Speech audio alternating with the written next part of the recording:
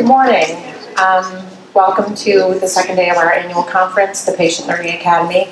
I'm Kathleen O'Sullivan-Fortin. This is my colleague. My name is Brian Chandler. I'm a board member, just like Kathleen. I want to welcome you all here today. So I thought just briefly, I'm on the board of directors.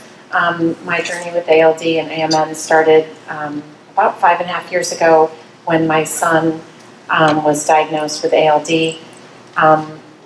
We're extremely fortunate because he was diagnosed early because we noticed that he was tan and had no tan line, sign of adrenal issues, and a whole long story short, I'm lucky enough that my father's a neurologist. I'm lucky enough that I live in Boston and close to Dr. Eichler's clinic. I'm super lucky that,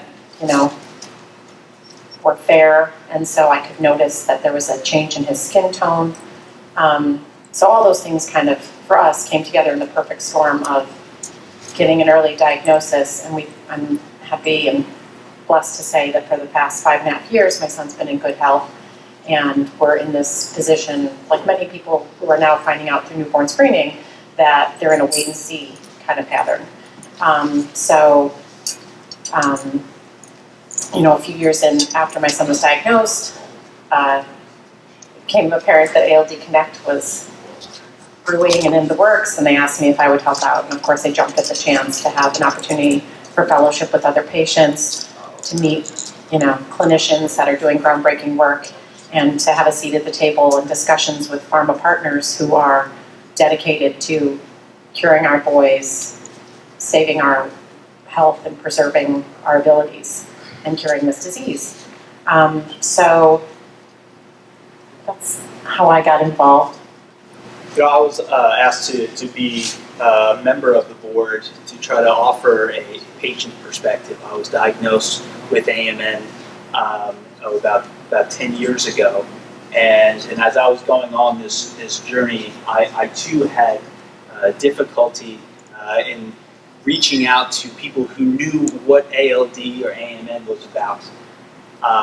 And that's one of the reasons why we have the patient learning academies that we do, was because a lot of times people just don't have access to doctors who know about the disease.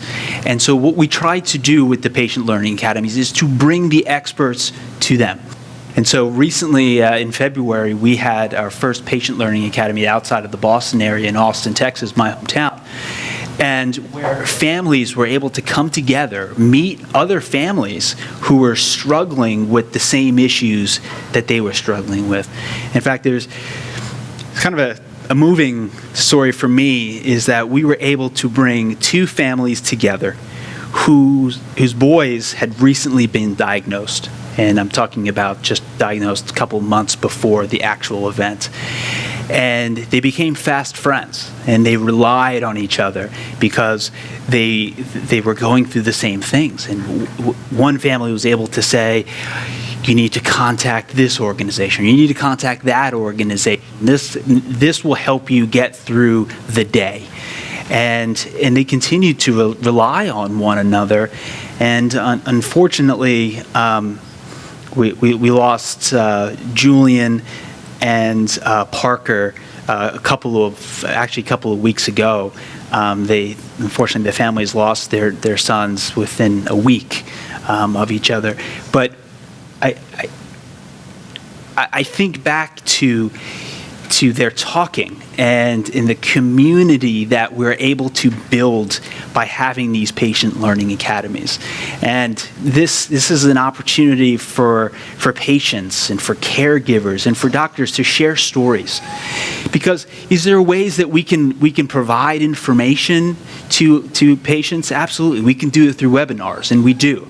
But there's something that we just can't reproduce through the webinar process, like we can here, sitting across the table, talking about stories, comparing notes. My gait is this, or I have trouble sleeping. What do you do?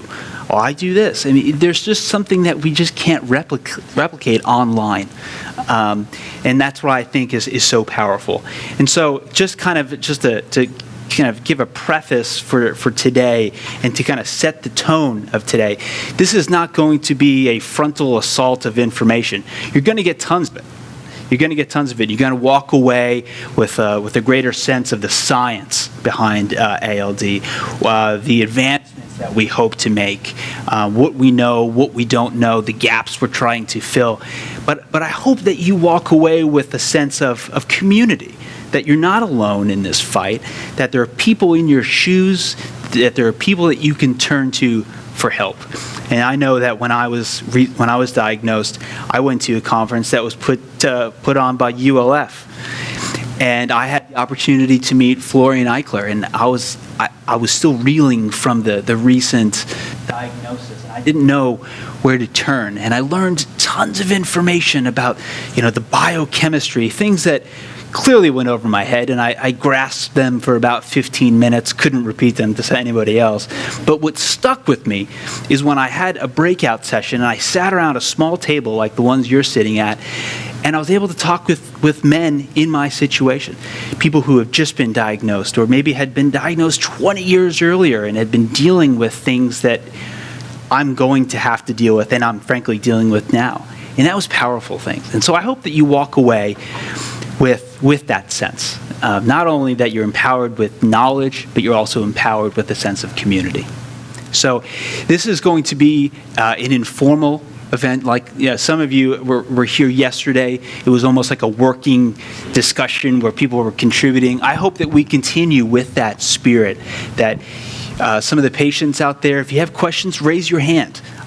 Everyone who's going to be speaking today wants to engage, wants to share their knowledge and share their experience. And so I encourage you to raise your hand, ask some questions. And then one more shameless plug for ALD Connect. Patient Learning Academies is just part of the magic, for me, of ALD Connect. But there are tons of work groups that are doing pretty much anything. So if you feel passionate, I just urge people not only to make connections today, but consider, where do you fit into this? And is it joining the patient portal? Is it dialing into our support calls that we're now rolling out on a monthly and every other month basis to continue these discussions? Is it, do you want to join fundraising? Do you want to work on planning the next Patient Learning Academy and selecting a better location or a different location? Because we're trying to ping pong these across the country and hopefully someday beyond, just to try and give everyone the opportunity who wants to come and wants to participate to be there. So, I don't want to say there's nothing special about Brian and myself, but there's nothing that anyone sitting at any table can't step up and do. So I just ask you to reach out to us and get on the website, find out what else is going on and how you can fit in. Because, if we heard anything yesterday from, our industry partners, it's that they are looking for engagement and they are looking for guidance from the patients. And so that's exactly what ALD Connect is hoping to do. So thanks very much and have a good day. Thank you.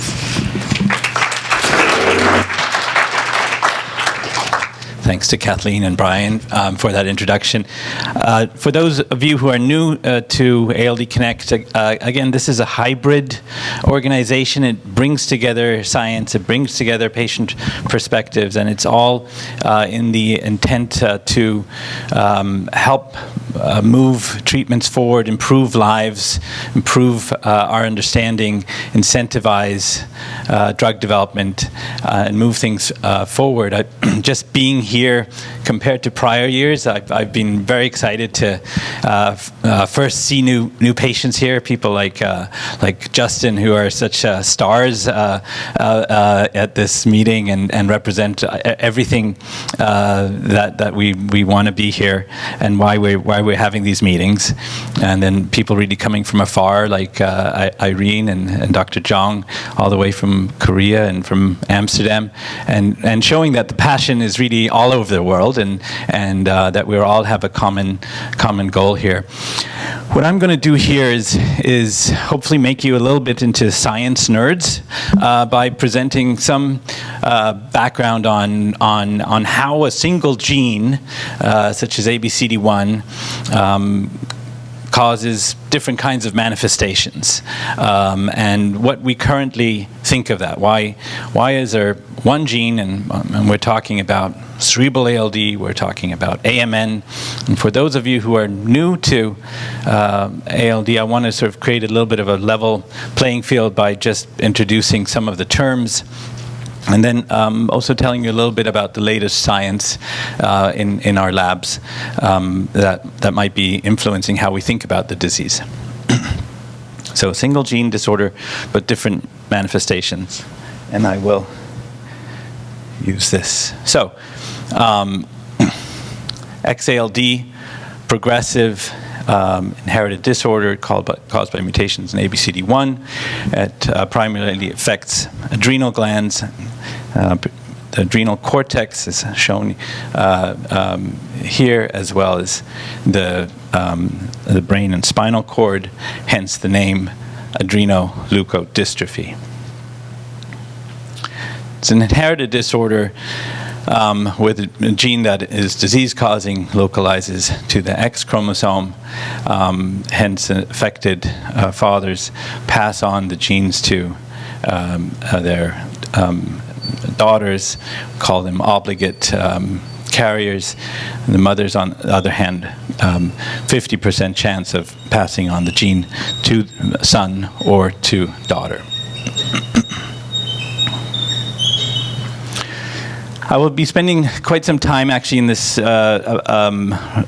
reflecting on the role of very long-chain fatty acids. This has been, for the past 20, 30 years, how we've thought about the pathophysiology of ALD and what may or may not be toxic about them. What are very long-chain fatty acids? Very long-chain fatty acids are simply carbon chains longer than 20 carbons in length.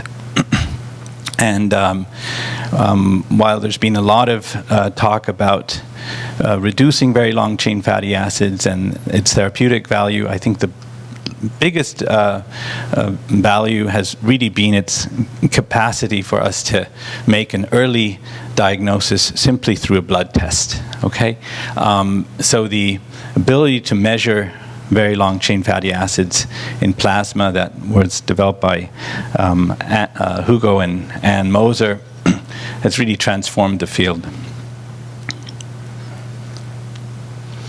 How does this accumulation of very long-chain fatty acids come about? We know that the disease-causing gene encodes a protein that sits on the peroxisome. This protein has to partner with either another ABCD1 protein or another family member, and then has the ability to transport these very long-chain fatty acids from the cytoplasma into the peroxisome. So what does this peroxisome do? Peroxisome acts here like a wastebasket in its ability to degrade those very long-chain fatty acids. So what are the manifestations of adrenoleukodystrophy? And I hope I can set the stage for later discussions about therapies by briefly explaining this. The most common phenotype is adrenomyeloneuropathy, which is a progressive degeneration of the spinal cord. Importantly, we don't think of this as an inflammatory disease, different from cerebral ALD, which is the most severe phenotype in childhood, where you develop inflammation in the brain and blood-brain barrier breakdown.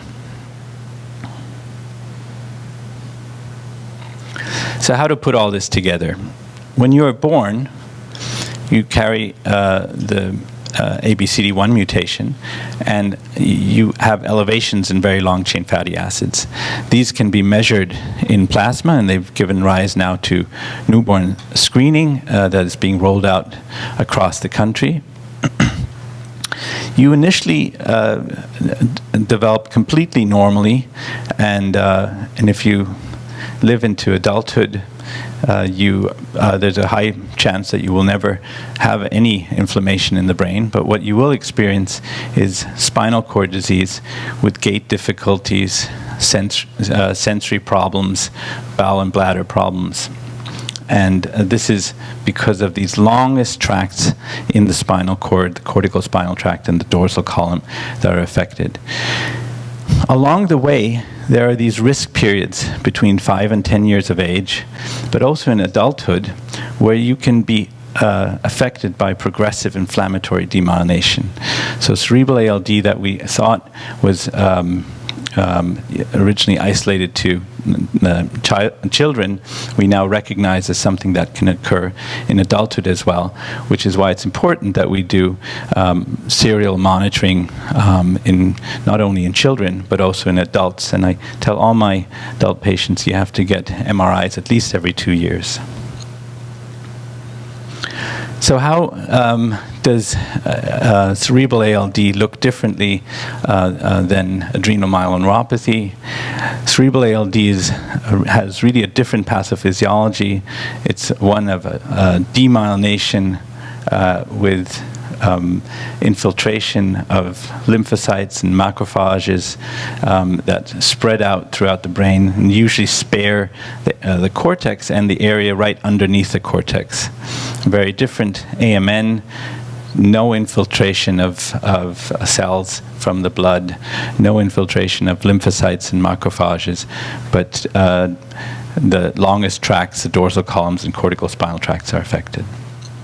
You can see this on MRI, and this has actually been of great value in getting first trials going for children with cerebral ALD. The first lesions that you see in the brain really long precede the first symptoms, and if you can appropriately target and treat those lesions and stop them from progressing, you can really prevent symptoms from occurring in children in the first place.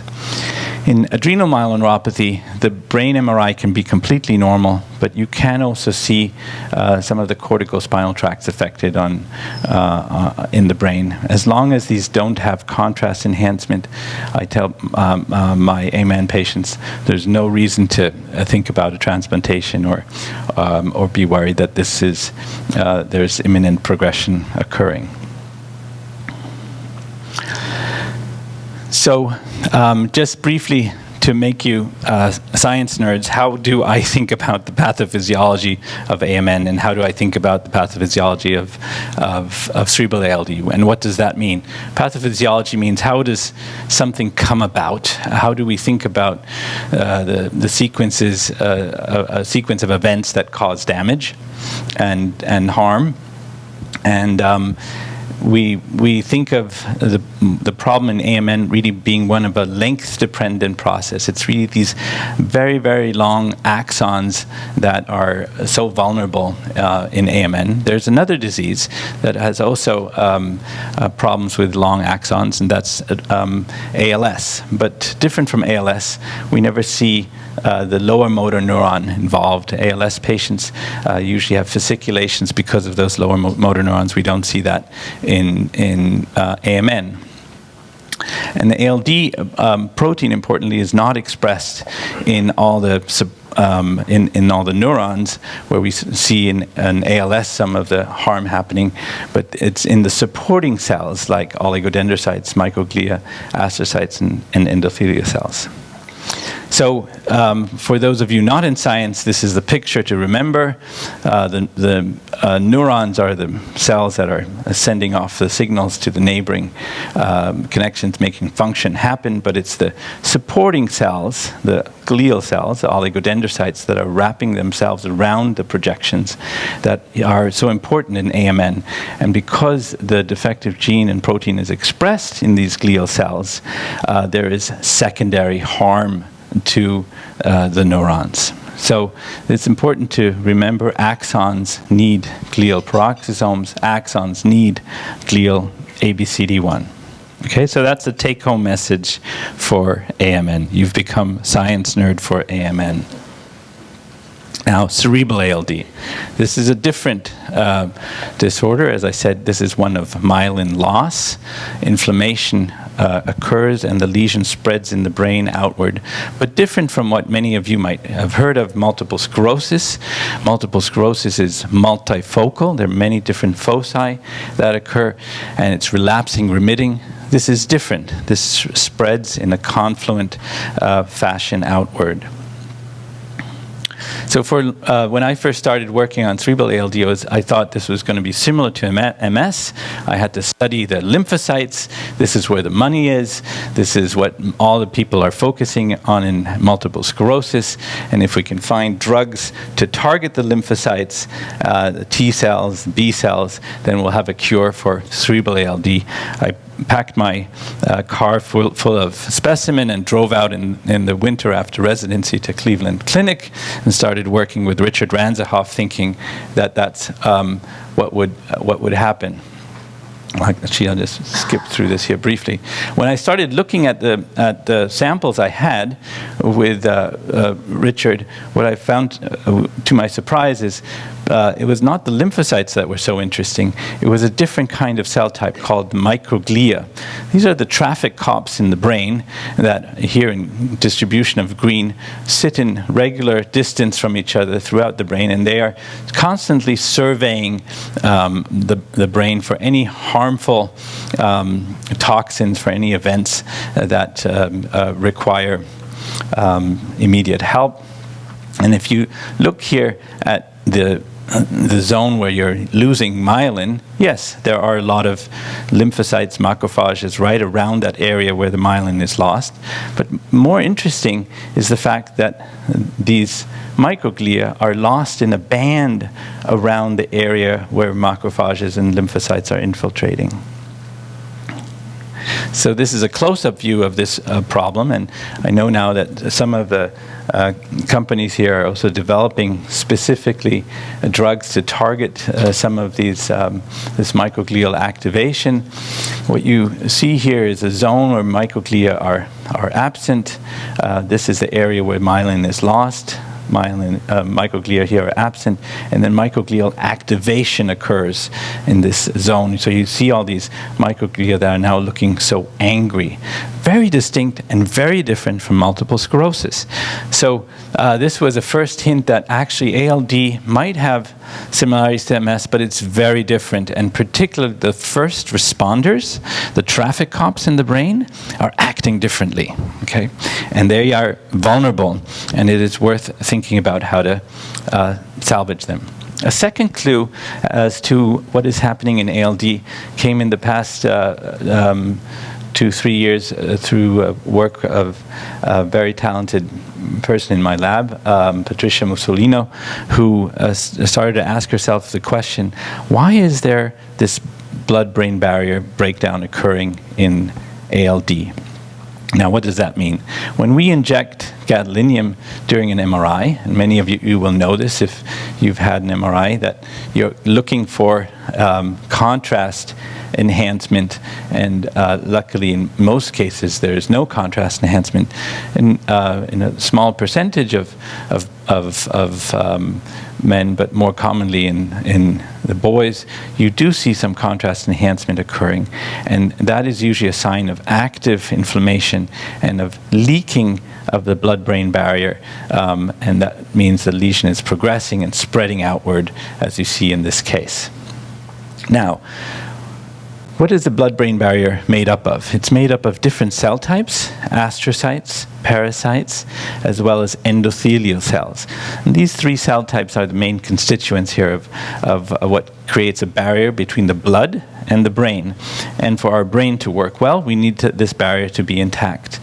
And what we found when we started looking at brain samples from ALD patients is that not only was there a clear sign of disruption with cells infiltrating, but even beyond the area where myelin was lost, there was a sign of leaking of different matrix metalloproteinases, other signs of fibrinogen, that the vessels were all becoming leaky. And how did this leakiness come about? And when Patricia started looking at this, she found that there were clear abnormalities in these little tight junction proteins that bring endothelial cells together. And you can see here in normal control, claudin 5, a tight junction protein, is beautifully expressed here along the endothelial wall, and here disrupted and fragmented in a cerebral ALD lesion. So she asked herself, how did this come about? And together with Yi Gong in my lab, she started analyzing what happens to human brain microvascular endothelial cells, meaning the smallest capillary cells that you can isolate and culture in a dish. And then what they both did is silence the gene responsible for ALD, ABCD1. And to their surprise, they discovered that if you silenced ABCD1, the tight junction proteins around these endothelial cells now didn't find their proper spot. So here you see the silenced ABCD1, where normally in the control you see the tight junctions, the green is right around the membrane of the cell. That is not happening here after you silence ABCD1. So claudin 5 goes down. And interestingly, another important part of the endothelial cell, the intracellular adhesion molecules, go up. So these cells that usually are responsible for adhesion of lymphocytes and macrophages are upregulated, and the actual tight junction proteins downregulated. So what do we think is happening? So in the normal case, you have nice tight junction proteins, ZO1, claudin 5, that create a nice tightness of the blood-brain barrier. However, if you have ABCD1 deficiency, this is now disrupted, and there is increased adhesion of lymphocytes and monocytes through the intracellular adhesion molecules, and increased breakdown and permeability of these cells. And by using functional adhesion assays, they were able to show in the dish that that truly is what is happening. Okay, so now you've learned that inflammation in cerebral ALD is different from multiple sclerosis. It involves these cells called microglia that are traffic cops, and they are dying beyond the inflammatory edge of the lesion. But importantly, there is also dysfunction of the blood-brain barrier due to what ABCD1 is doing to endothelial cells. So, the million-dollar question in ALD, and Kathleen and I are going to have our private spat about this afterwards, but are very long-chain fatty acids toxic? Should my child go on Lorenzo's oil? Should I, as an adult, we be taking other drugs to reduce very long-chain fatty acids? And I don't want to present one side of the story, but I'm going to try and present two different sides of this. So yes, there has been toxicity of very long-chain fatty acids to different cell types like oligodendrocytes, astrocytes, and neurons shown.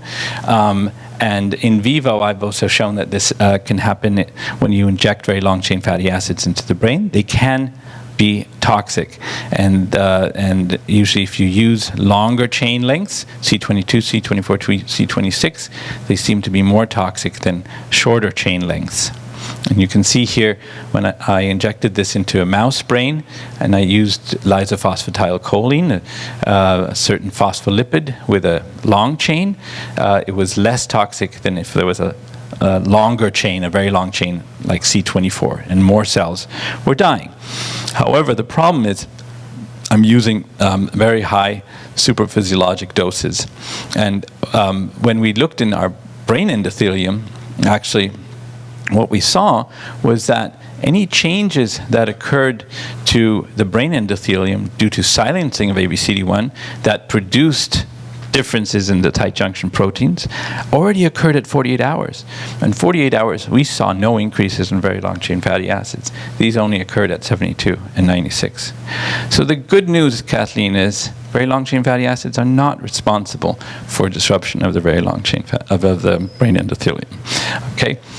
I'm trying to present a nuanced story, that there are really different steps in this process, and I can't give you the universal answer, but at least for this part, this is here true, that increases in very long-chain fatty acids occur after the effects upon Claudin-5 and c-MYC. So, are very long-chain fatty acids toxic? Everything in the body is in the picomolar range. In vitro, in vivo, when we're testing toxicity of very long-chain fatty acids, we're using supraphysiologic doses that are much, much higher. Okay, so it's hard to translate that. And I think the increases of very long-chain fatty acids around the lesions may be secondary to inflammation itself. So that's something to consider. Brain endothelium shows increases in very long-chain fatty acids after the molecular effects upon tight junction proteins. So it's unlikely a trigger for cerebral ALD. And moreover, we know that two different monozygotic twins, one can have a lesion with like cerebral ALD, and the other can go on to have AMN. So there must be environmental factors, and we think that at least one of them, and I'll skip over this quickly, is head trauma. And so important thing to keep in mind is that that protecting yourself from head trauma, because it could be a trigger for cerebral ALD. It's certainly not the most common by any means, but it is a rare occurrence that we've seen here. A man whose MRI came to me from San Francisco. He was hit by a trolley car, had a coup, contra coup on head CT, was in the emergency room, had some headaches, went home, the headaches didn't get better, and then he developed gait difficulties. Oops. Can we try that again?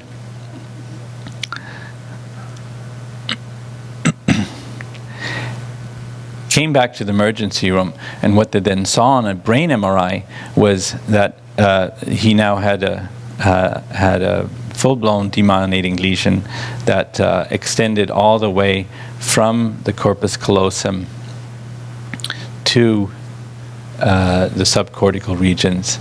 And there we go. And the most important thing I want to point out here is the area where he had the brain damage due to the head trauma was now the area where the blood-brain barrier was now open and leaking. So this really represented the trigger. So you have susceptibility because of your ABCD1 deficiency in your endothelium. Now something else happens, and you're more prone to developing cerebral ALD. We've now started studying capillary perfusion more recently, and we find that there's a dramatic difference in capillary blood flow in patients with ALD, even in the absence of having a lesion, and this is giving us some new insights, not only into cerebral ALD, but also into AMN. And a lot of people ask me, why is it that you develop cerebral ALD at a certain age, and why is there this predominance between 4 and 8 years of age? I think we have found a part of the answer here, at least. When we look at capillary blood flow and the heterogeneity of capillary blood flow, there is clearly a peak in the capillary blood flow in patients with ALD, and it occurs exactly between 4 and 8 years of age. And this might be contributing here to the increased stickiness of the smallest capillaries, where now the blood flow is either too fast or too slow, and might be then leading this endothelium to disruption. So hopefully you've all become a little bit of a science nerd now. You can go to your companies and drug developers and say, hey, I understand a little bit of this. I think you should make a drug that targets this molecule. And if they and then give me a call and we'll work on that together. Okay, thank you.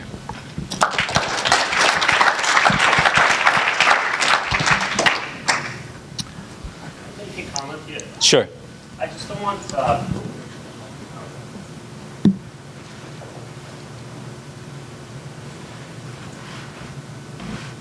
how do you put maybe?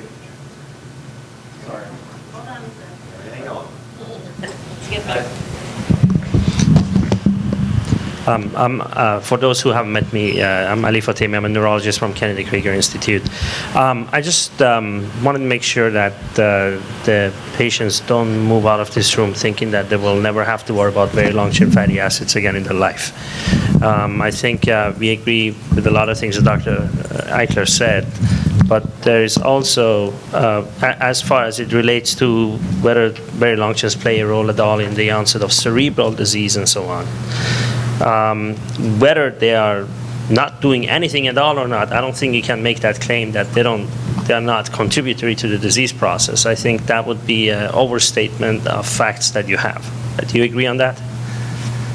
Yeah, no, I hope what I'm starting is a bit it came over to me at least as if, oh, don't worry about very long chains at all. And I don't think that's the correct statement, Yeah. And I want to make sure that you understand there is a little bit of a disagreement, which is good. This is good to have, but it's just that things are not set in stone, and that it shouldn't come over like that. So, yeah, and I agree with Ali. I'm not trying to make a statement about whether it's disease-causing or not, but rather say that there are different cell types that are contributing to ALD, and these are affected differently by the mutation. And I think for far too long, we've been fixated on very long-chain fatty acids. And unfortunately, you know, if somebody had not left that gas chromatograph on overnight 25 years ago or 30 years ago, we would be maybe in a completely different scenario. And this has been real serendipity that has shaped our field in a certain way. And I want us to be a little aware and conscious of that fact and be able to think differently about the disease, because there might be new potential treatments that could help us. And if we attribute everything to very long-chain fatty acids, and this is what I'm trying to push back against, Ali, then I think then the... That's not what I'm saying. Right. You cannot say they don't play a role. Yeah. Yeah. And I hope that didn't come out, because on that summary slide I had, I said, you know, it might be contributing to inflammation, but at least in the endothelial cell, I'm saying that it's not playing a role in creating disruption. So may it be playing a role in AMN? It's still too early to say. We have to look at that more carefully. But it is worth it for us to step back and say that there might be different pathways involved, that ABCD1 could be doing different things that are independent of very long-chain fatty acids. And all I'm trying to do is create some openness about this. So on our good days, Kathleen will let that happen. In our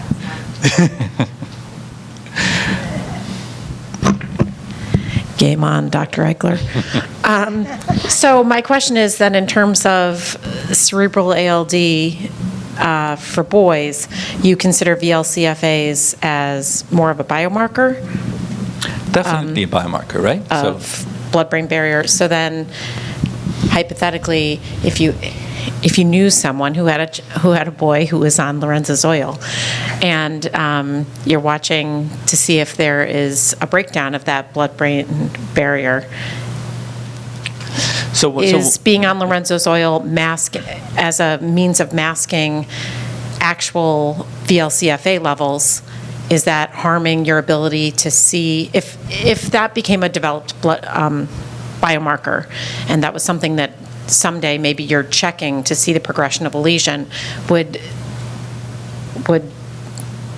playing with that level with Lorenzo's-oil, would that obviously then would interfere with your ability to?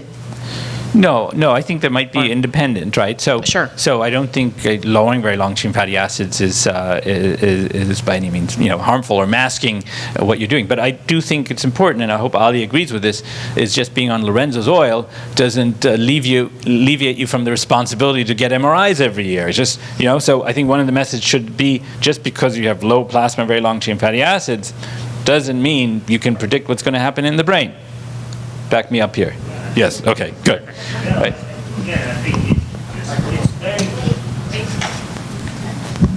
I think the bottom line is it's an extremely complex issue. And the bottom line is that we know that the plasma levels are not predictive of anything. And I think the discussion that he and I are having is how far are the very long chains involved in the pathomechanism of the disease as it relates to AMN, as it relates to cerebral disease. And I think there's a lot of unknown variables there. He's making forefront discoveries. Did this turn off? That may help us to understand this better. And there are likely scenarios where very long chains are not important for that aspect of the disease. But I think you cannot generalize that and say, well, like you said, you cannot say, well, okay, normal very long chains, you don't have to worry about this, or don't care about the very long chains in the mechanism, because some of the therapeutic targets that are being approached right now are targeting very long chain mechanism. And I think if those trials fail, then we may have a better understanding what's the role of very long chains. But that's sort of where we are right now. I think there's just a lot of unknowns. Yeah. That's sort of the. So I'd like to think of the message as being a positive one. You look at other targets. I'm not saying disregard lowering very long chain fatty acids. I'm just saying be open to other mechanisms.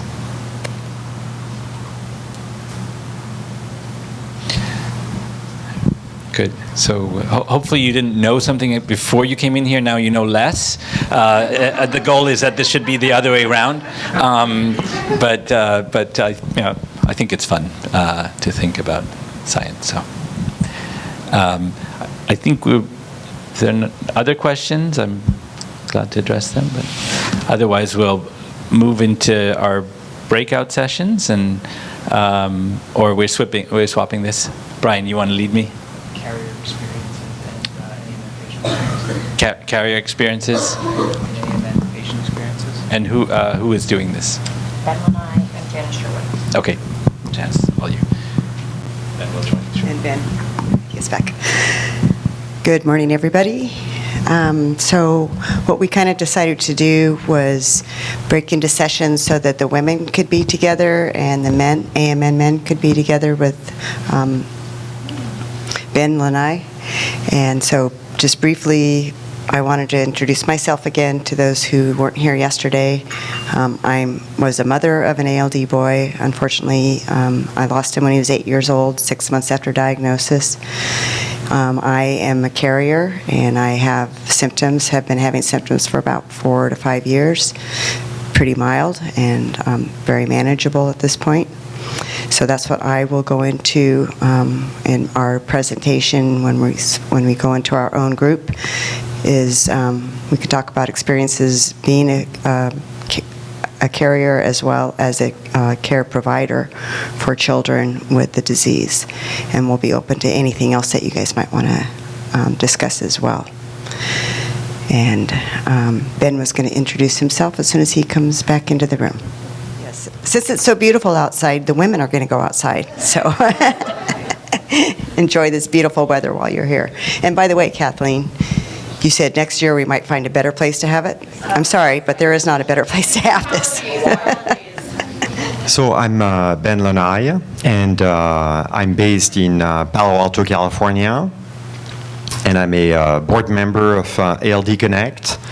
So my story is I'm about to turn 51. I essentially was free of symptoms until age of 40. And there is no evidence of the disease in my family. And I started having the traditional symptoms, mostly around gait. I used to be very much a runner. I was a hiker. I loved mountain climbing.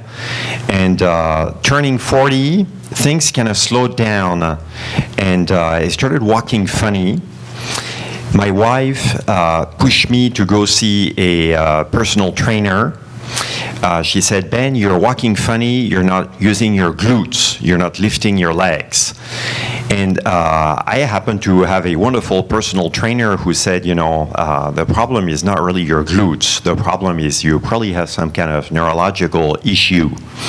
and you need to start on the journey to discover what it is. And it's going to be time-consuming, it's going to be costly, it's going to be anxiety-producing, but you have to find out what you have. So I'm a very lucky person. I live in Palo Alto, right next to Stanford. I'll tell you a quick story about my first meeting at Stanford was with a renowned neurologist who was a world expert in Parkinson's disease. And I did a battery of tests, and they could not diagnose me. And I think that's a story that a lot of patients grapple with, which is the diagnostic odyssey. And physicians will tell you, I don't know what you have. Why don't you get a little bit worse, and then we'll have a better clue as to what you have. And interestingly, I ran into this neurologist last month at a completely different event, and I went up to her and I said, I was your patient, and I could see her tense up. And I said, no, I forgive you. And then I told her my story, and she said, Ben, I am so sorry, but I would never have diagnosed you because I thought ALD-AMN was a pediatric disease. I would never have suspected you had that. Then she tested me for hereditary spastic paraplegia and things that were pretty close. But so I eventually got diagnosed. It took a while, and I started really becoming an active patient in 2012. I went to my first meeting of the European Leukodystrophy Association in Paris, which was easy for me because that's where I grew up. And I finally got the resolve to go see Florian Eichler in early 2013. And that's when ALD Connect was getting formed. So I think what's been, the hallmarks of my life, and I'll just spend a minute on that, is learning about the disease. And I think, what I get from each one of Florian's talks is that it's a work in progress. We're learning more and more about the pathology of the disease, about potential cures. It's been a sense of fellowship, working with the board, working with fellow patients, meetups, many online conversations, helping people. Our wonderful guest and speaker from South Korea this morning said, he has patients who'd like to connect with me. Can they connect with me via email? And I'd be delighted to do that. I'm in touch with people all over the world, in India, in France, in South America. And really a new sense of what can be helpful to patients, and a new vision of the self, because life changes radically, and you have to bury your old life, but what's more challenging is you have to come up with the new you, your new self.